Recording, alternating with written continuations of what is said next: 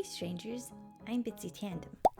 I am the artist, author, and general alien overlord of Isekai Studios and Eoterra Entertainment. Today I'm going to go over the Vbridger tutorial with you and give you my tips and tricks. Now first off, you have probably noticed that my rig is all over the place. It's super weird.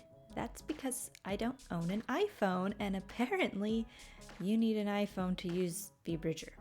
So yeah, but the tutorial is still valid and everything I talk about for rigging Live2D still works. You just won't have very good results if you don't have an iPhone. So yeah, there's that. In other news, my team is currently working on figuring out how to open source an Android connection to VTube Studio. Let's jump in and follow along this Vbridger tutorial with me as I give you tips and tricks for beginners to make a Vbridger mouth rig without having to know all the black magic secrets. Alright, Rangers. So, the first thing we are going to do is learn about Deformer Hierarchy. So the lady who does the Vbridger tutorial doesn't talk about this. She vaguely mentions it in the middle, and by that point it's like really hard to fix.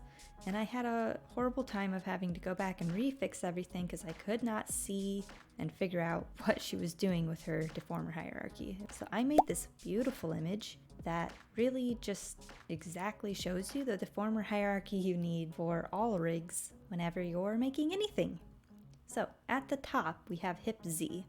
This should hold literally all the stuff. So you can make cute hip swings. This rig that I'm using currently doesn't have hip swings because I drew this art before I knew what the heck I was doing, and it does not move well. Wow. Okay. That along with my face tracking being all sorts of wonky because, you know, the whole iPhone thing. I'm gonna need a 2.0 very soon. Anyway, you see there this little line connects body Z with skirt or clothes, leg R and leg L.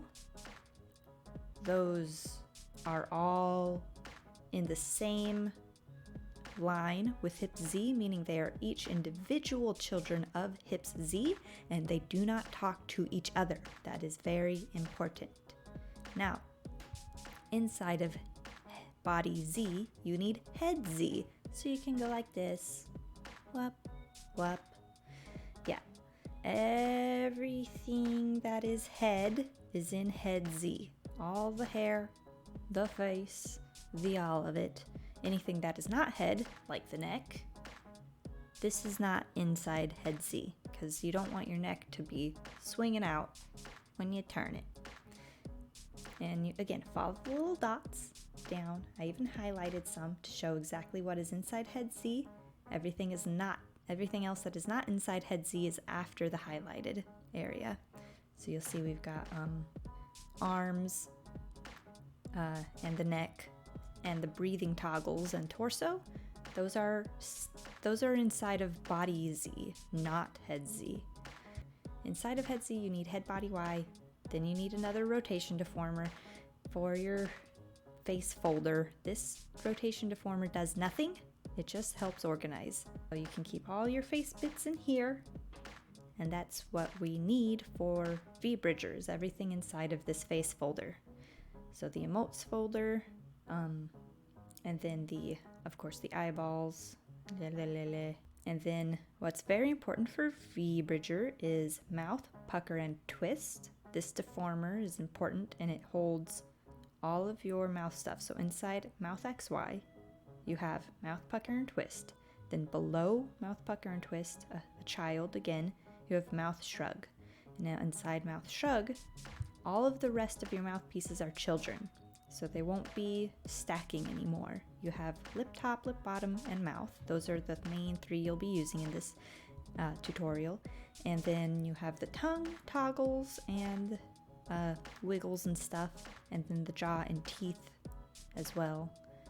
just kind of separated there. And you see it's in a straight line, which means they are all children of Mouth Shrug, but not interacting with each other. Very important. Please do this well. Thank you. So the two things to do after your deformer hierarchy is made is to go through and make sure your draw order is in order, and that anything that is clipping to anything else, like the mouth bag inside and stuff, and the eyeballs, they all have clipping layers. Go and make sure those are all set up. If you need help with that, look at the tutorial from Yoshino Art. She explains it really well. And yeah, after you've got that done, it's time to make meshes. Now this is something I am still very much not good at. And there are some tutorials by Himono-chan for making meshes really well. She speaks Japanese, so it's a little bit hard to follow.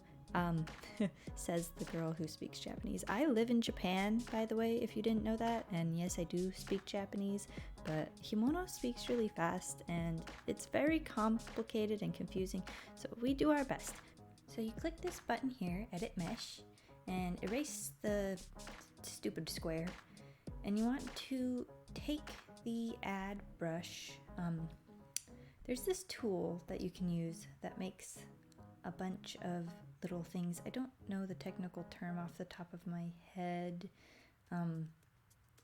but I made that top line with it so I could kind of get a feel for how I want the rest of the triangle sizes to be, to kind of give me a guide, because you want all the triangles to be the same. So just pick a size and stick with it. So this is my okay way. And it worked really well. I mean, the lips are really cute. So that's really nice. The key note that's kind of fun that the people sometimes don't mention is you can copy and paste your mesh from one side to the other. So if you do half of it, if it's a symmetrical item, just like, lips or my wings or eyeballs, they can all be copy, pasty, flippied. And I'll show you how to do that in just 1 minute. Once I get all of these triangles basically the same. So to copy and paste, you need to hit the big green OK button and go out, and it'll cut your thing up and it's scary. Don't worry, just hit Control C, go back into the mesh, hit Control V, and then right click, and there's the reflect it horizontally, yeah. And then you just be very careful, don't auto connect anything here.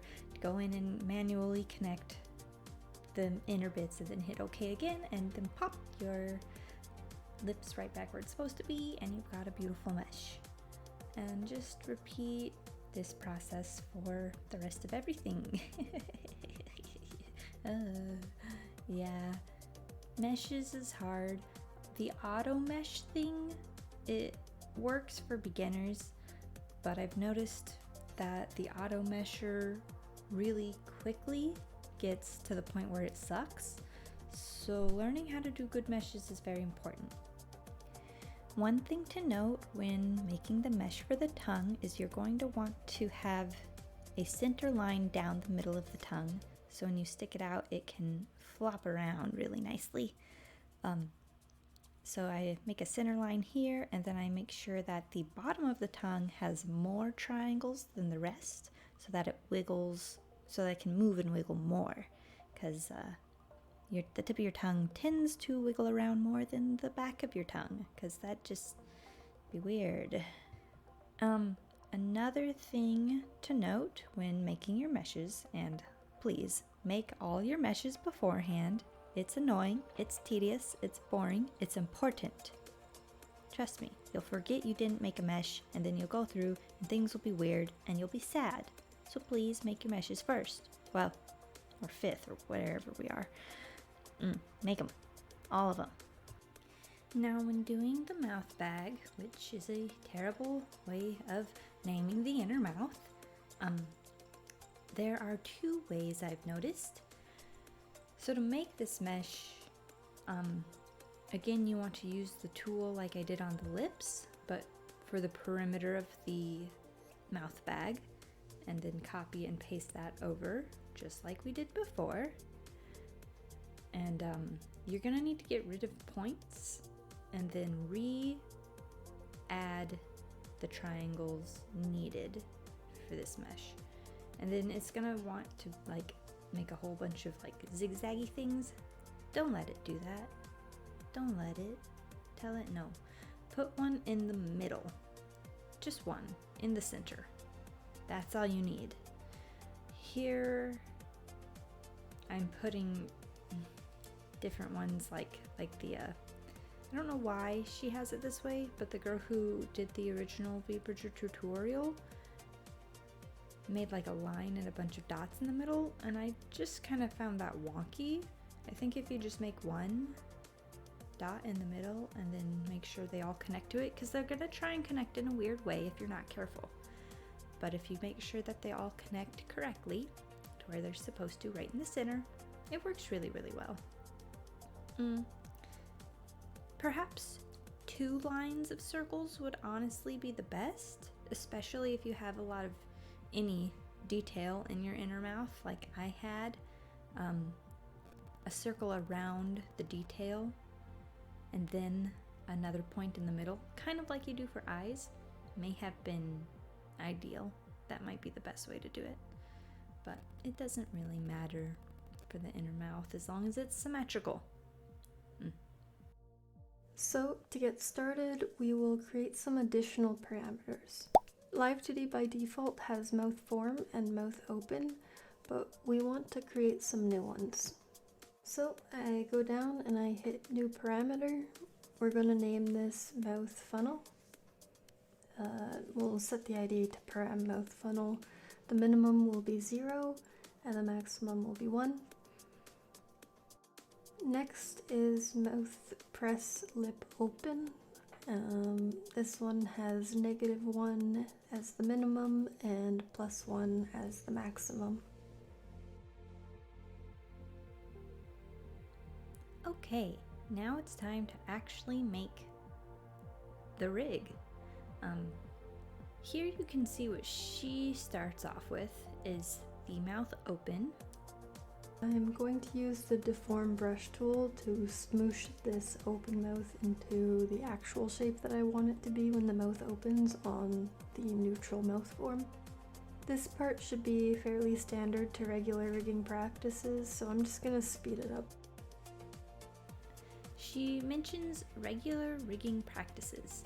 Now, if you're not sure what that means, what she is saying is when mouth open is on the far left toggle, your mouth is closed, and you need to take the mouth bag and push it down very nice and neatly into the lips so that it's hiding behind the lips, and everything inside of the mouth should be clipping to the mouth bag. So when you move the mouth bag behind your lips, everything else disappears too. And then when you go back to open, it will once again be how it was originally. And if you want your mouth open to be that giant shape, like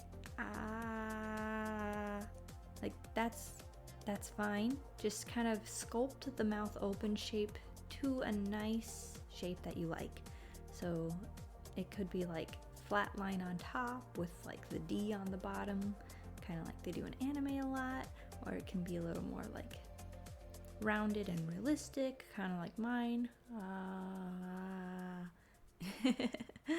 Yeah. Once you have your mouth open shape exactly how you would like it, that's when you want to go in halfway to 0.5 and add another keyform. She has you make 3 at the beginning and not do it like I just told you.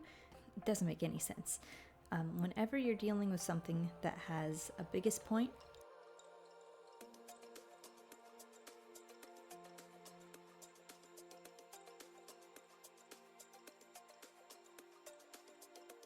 and and the smallest point, it's best to do the biggest point and the smallest point first before going in and adding the little tiny changes to it.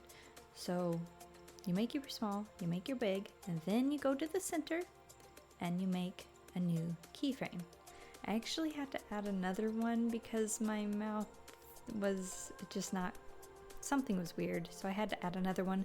I don't recommend that. She says use 3. Definitely keep it to 3. Now I will be setting up the mouth form. I'm going to use the temporary deformer curve to do this. It makes things kind of fast and easy. The temporary deform curve is more performant than the dedicated path deformer that you can put on meshes. The only downside is that you have to do it and create a new temporary curve for each frame that you want to deform. Yeah. Now, this temporary curve that she talks about, I found it incredibly helpful, but she didn't show you where to get it. So here, that's how you get to it. And it is really nice. You add it on just like the regular curve, maybe with a little less nodes, and it is temporary. It goes away as soon as you hit OK, and it works really well for the lips. Didn't work as well for the eyes. Don't recommend it for that. Mouth funnel is going to be most active when the mouth is closed and halfway open. So we're going to add a key on mouth open at 0.5. In order to create the funnel shapes, we're basically just going to copy positions from other keys that we've already made for the mouth. So here I'm going to go to mouth open like 0.25. I'm going to select just the middle. I'm going to do Control-Shift-C. And then Control-Shift-V when funnel is 1 and mouth is 0. Now for mouth funnel, I'm going to be honest, I was really confused at first. But basically we want mouth funnel to act like a toggle. So as it goes up, it gets more funnely. And when I say funnel, I mean like a whistle sound when you go whoo. So what she does is she just goes to each keyframe, copies the middle part from mouth open on neutral, and then in mouth funnel, she pastes that into each keyframe and then makes sure the corners stay together. So it kind of does something like this. Is it ooh, ooh? Mm-hmm. So now with our funnel complete, I'm liking the motion. It is time to apply it to mouth form. And the way that we do that is the same way we applied mouth form to mouth open. We're going to synthesize the corners between mouth form and mouth funnel. And now our funnel will be applied to smiling and frowning. Nice and easy. Now this part's weird. She synthesizes the corners for mouth form and mouth funnel, and I personally could not get that to work at all. I tried everything. I don't know why, but this hack of hers did not work for me. So what I had to do is just Control-Shift-Copy, Control-Shift-Paste all of regular mouth funnel things into the smile and frown nodes, which takes a little bit longer, but it's not the end of the world. And if you do know why it didn't work for me, I would really appreciate help. We're going to start with lip press. Lip press will generally only be activated when the mouth is closed. If your model has lipstick, you might want to create mouth open shapes for it as well. Mouth press is really easy, and it's a little bit different than mouth funnel. Mouth funnel is like mouth open. It goes from neutral all the way to funnely. But mouth press, it has 2 directions. So the middle is neutral, and then left keyform is your lips pressing down, and then right keyform is your lips pressing upward. So it's like if your top lip pushed up, like when you're grumpy, and your bottom lip pressed down like when you're suspicious. Yeah. I had to fix my teeth at this point. Hopefully your art is better and your teeth aren't stupid. Like I said before, this is the first model I actually ever made, and I did not know what I was doing, and it was like 2 years ago, and I just rigged it last week. Yep. So I've done like 4 or 5 other models since then, and I've learned quite a lot, and I have a whole tutorial coming out about male model bases. I promise I'm good. I just suck at the moment. 2.0 coming soon. Yeah. Ha. Ho. Hoo. Okay, where were we? Teeth. The teeth are pretty self-explanatory once they actually look good in your mouth. So for the jaw, unfortunately, my screen recorder was not in the right spot, so you cannot see it. But she explains it pretty decently. It's easy, you just make sure all the jaw pieces are on the jaw parameter like we made earlier, and that includes the bottom of your chin, you know, your little chin right here. Back when we made the hierarchy, we did something. We kept the head, the actual like chin and jawline and all that, separated from the face.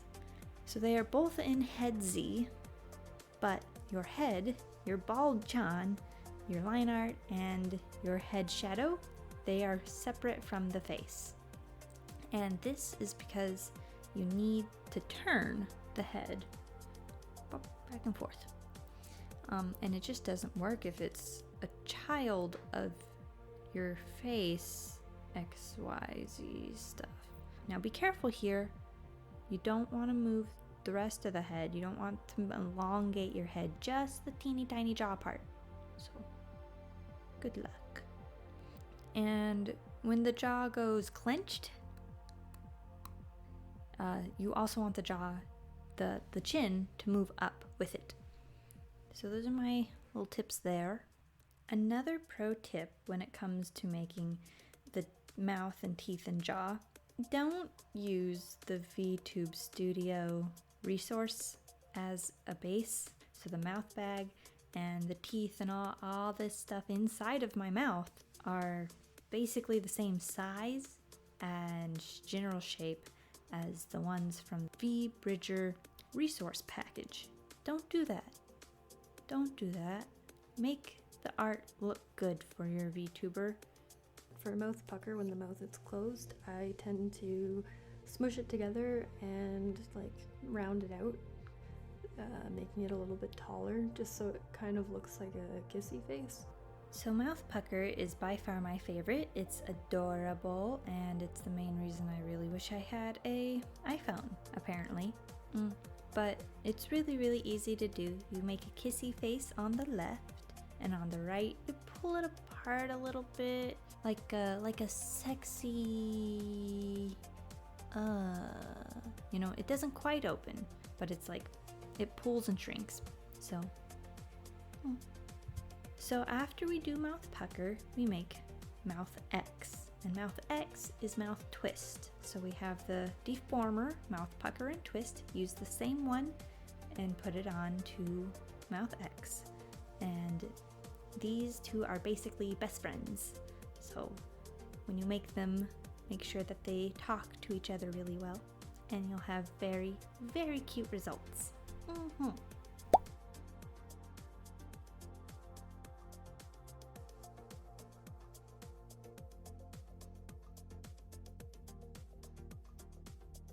Another thing that she failed to talk about is cheek puff.